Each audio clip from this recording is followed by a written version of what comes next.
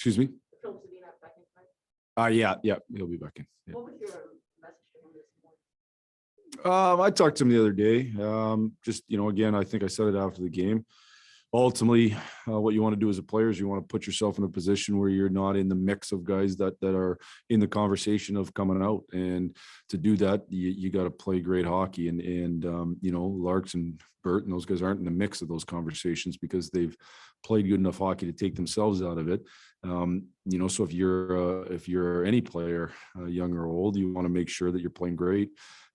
If you play good or if you play fine, at times you get in that mix. When people go in, someone's got to come out. So he knows the things. Zeke cares a lot. He's tried really hard, competes hard. I don't think he's been rewarded on the number of chances he's had. I think that'll come. I don't think he played as good the last 2 games that he did prior to the break, and he just got to get his game back going. What is Jeff got to? I don't think you can expect players who play like or like you did in juniors to maybe come in right away in the NHL, but just to show more of that effectiveness. That was the reason why you got practice. Yeah, I think first off, I think Filip is more than just a shooter. I think that was I think he's valued himself that way, and certainly the hype was around his shooting, but I think he's more than just a shooter. And the one thing we've talked to him about is becoming more of that give go player. I think when I watched him play junior, I saw a guy who could also make plays. That's what I liked about him. He wasn't a one trick pony and only be able to shoot pucks. And when you draft wingers high, I'd like him to be able to do more than just shoot the puck in the net. And so I think he can do more than just shoot it. And I think that's got to be part of his concentration, is making sure he's a good give and go player. How can he get end up scoring more goals off his shot? Number one, I think he's just got to keep working on getting it off a little bit quicker, and then just keep working on the accuracy of it. In junior hockey, you can score goals at different parts of the net that you're not scoring in the NHL. So that accuracy is critical, and getting it off quicker is critical. Those two things are things that, sometimes it takes guys a little while to adapt to the NHL. The longer sticks, the better defensemen, the less space, the better goalies. Lastly, just talk about how you use video style, for example, from like Rasmussen as a role model. Is there somebody with Filip similar? We haven't had necessarily a direct comparison for him. The way that Stahl is such a natural fit for a guy that like Ras, that in terms of size and those types of things. So I don't think Phil needs necessarily. I think he knows what he needs to do. I just think it sometimes takes some time, and so go back in the lineup and hopefully he can be successful. Yeah. Thanks. One more on Zadina.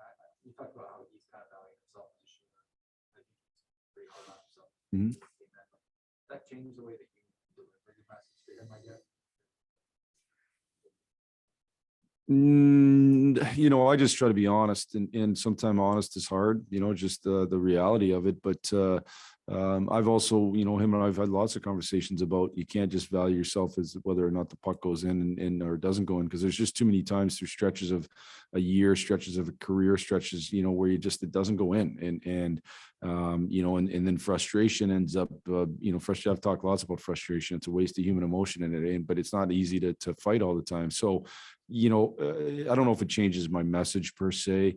I think the messaging is still, my job is to tell him when he's on the path to doing things great, and when he's not on the path. And I think the bigger part is making sure that there's impacts in the game when he's not scoring. I think that to me is the biggest thing, whether that be being great defensively, whether that be being hard on the forecheck, whether that be them scoring or getting the rebounds in the dirty areas, whether that be being a give and go player. I think it's recognizing there's certainly we all want all our guys to score a ton, but there's more to it.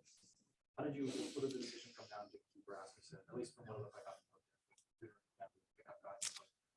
I think ultimately, the line was really good. Ras probably played his best game in a while, and I thought that size and strength helped that line. It gave them, a different dimension that line hasn't had much of, that we've tried to find it, and certainly Ras is that. He's big and strong and goes to the net. I thought he narrowed his focus instead of worrying so much about just being perfect defensively. I thought he narrowed his focus to be physical and hard at the net, and he was those two things. He still is going to end up low and he's still going to be in center situations, but it's just a little bit different. So I didn't want to go. We certainly might go away from it even in the game, but I didn't want to go away from it to start the game. With Suter, when you guys saw him last year, he came over. What I don't know if you expected it that free agent. Well, he played good against us and he scored against us. I think he had the hat trick the one game against us, and he was generally an impactful player. He played a lot with Kane. And that sounds like, okay, that's, almost like it's easy for him. Playing with Patrick Kane's not easy. It's unique players. You got to be really smart. I can tell you that. Having coached Patrick, you got to be a really smart player if you're going to stay on his line. And so, I felt like he probably had a real good offensive smarts, and you could see the defensive smarts, how he plays D zone. So he's I think he's kind of come in and done what I thought he was going to do. And he went through a little stretch, a little funk for a little bit, like most guys do. And he's done a good job coming out of it. And he's a really useful player. Yep. Next we'll go to Zoom, Alex. Yep. Next we'll go to Trevor Thompson. Lash, I want to take you back to the Trevor Zegras Sonny Milano goal. And just the creativity of that, and some of the creativity that we've seen even with your own rookies and across the league with young guys, and just get your comment on what you think about the creativity of the game, where it's going, and what these kids can do at high speed in the midst of battle.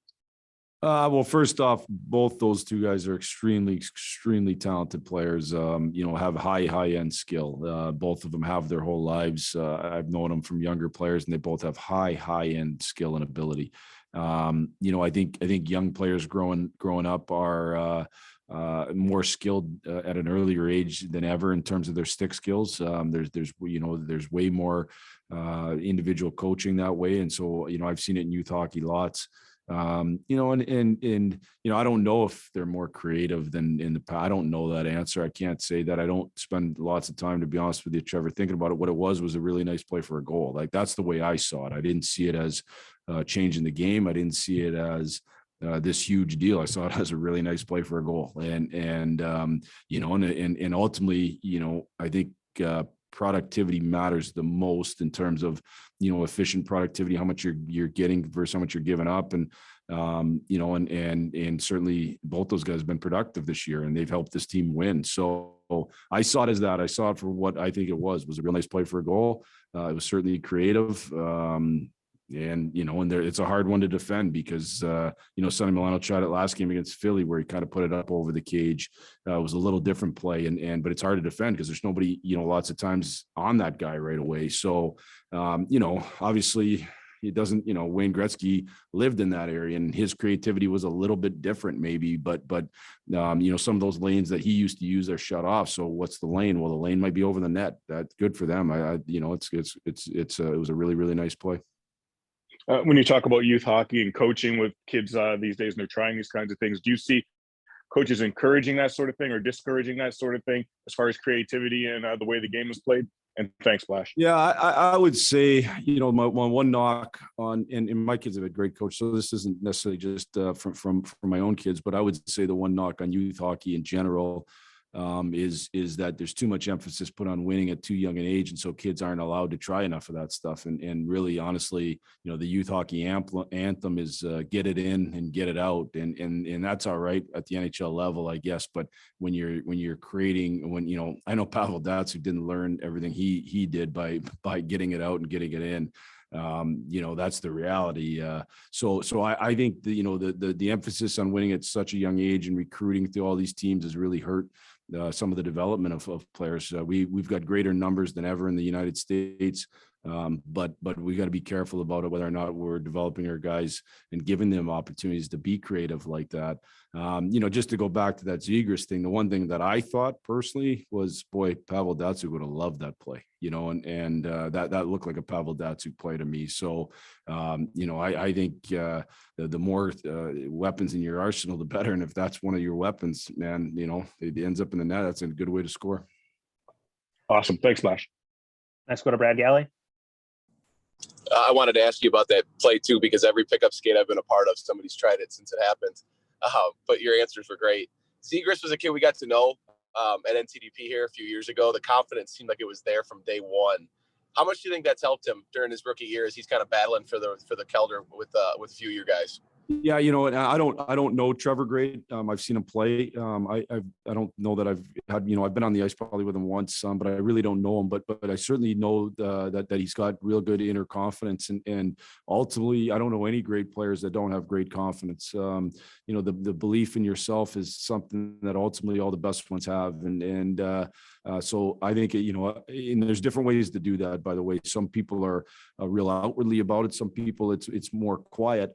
Lucas Raymond's a guy for me who's got a real quiet confidence, but trust me when I tell you, he's got great confidence in himself. And Trevor appears to have great confidence as well. And if he didn't, he probably wouldn't be in the running for the Calder. So he certainly deserves to be in that conversation. He's been one of the better rookies. This team's got a number of real skilled young players, and it'll be a good challenge for us, depending who's in the lineup. They've had some issues with COVID, but any of the lineup they ice tonight is going to have some real good skilled young players, and you can tell that they make tons of plays.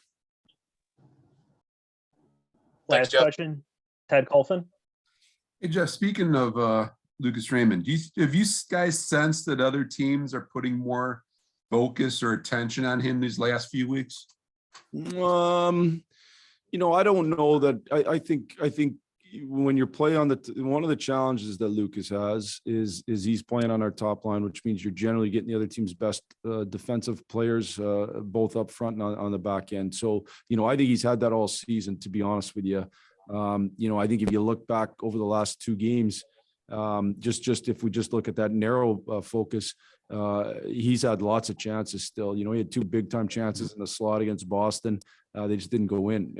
We had a 2-2-on-1s last game, shot one wide, probably waited a little bit long on the other one that he tried to go back post to Bird. So it just didn't, go in. So our team's focusing on him more. I think they've focused on him all year. And when you play on that top line, that's the reality of it.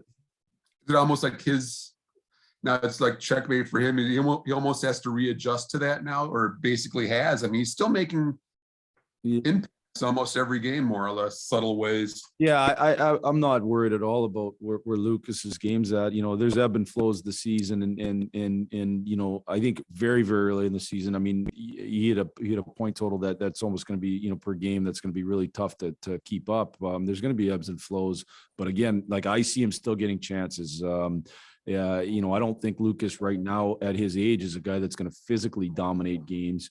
I think he's going to improve in that area as he gets stronger and quicker. But I think he's still getting chances, using his mind and doing a good job, and always, I think, has been a real effective two-way winning type player. Just a quick segue to what Brad and Trevor were saying. I mean, do you think we'll see more of this creativity now? It seems like a lot of these younger kids have grown up with it, and they're seeing it on the YouTube and the live action every night. I mean, I don't know. Do you think there will be more of that stuff in the game here these next few years or whatnot? Well, I certainly hope that the game continues to evolve, and I think everybody would love to see, except for maybe coaches in certain situations.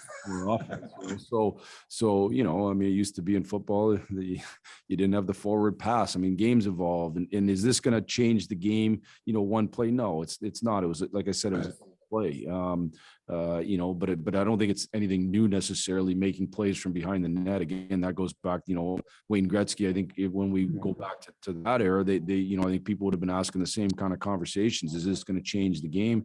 And did it? Maybe a little bit.